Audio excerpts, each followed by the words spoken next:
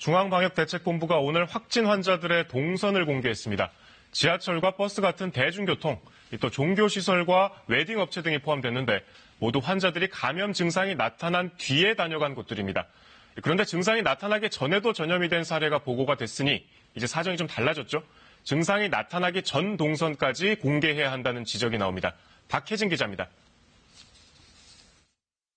서울에 사는 6번째 확진자는 지난달 26일 약한 몸살 증상이 있었습니다. 당일 자택 근처 교회 예배에 참석했고 교회 식당에서 식사를 했습니다.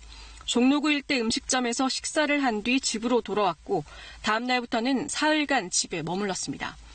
5번째 확진자도 지난달 26일부터 몸살 기운이 있었는데 지하철 등 대중교통을 이용하고 강남구에 있는 웨딩숍도 방문했습니다.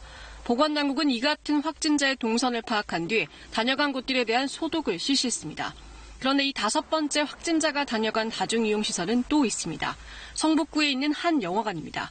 이곳 역시 이틀 전부터 영업을 중지했고 자체 방역을 실시했습니다.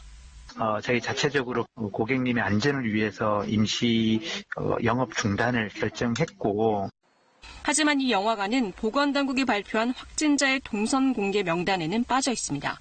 증상이 나타나기 전 다녀간 곳이기 때문이라는 게 보건당국의 설명입니다. 국민들이 그 감염의 위험에 대한 정보를 아시는 게 목적이기 때문에 그 목적에서 벗어나는 개인정보나 이런 부분에 대해서는 공개를 하는 게 적절치 않다라고 판단을 하고 있습니다. 보건당국은 확진 환자를 발견하면 발열이나 기침 같은 증세를 보인 뒤부터 전파 위험이 있다고 보고 접촉자와 동선을 파악합니다. 증상이 없는 상태에선 전염될 가능성이 낮다고 보기 때문입니다.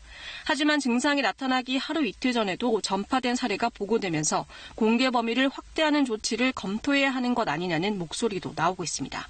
KBS 뉴스 박혜진입니다.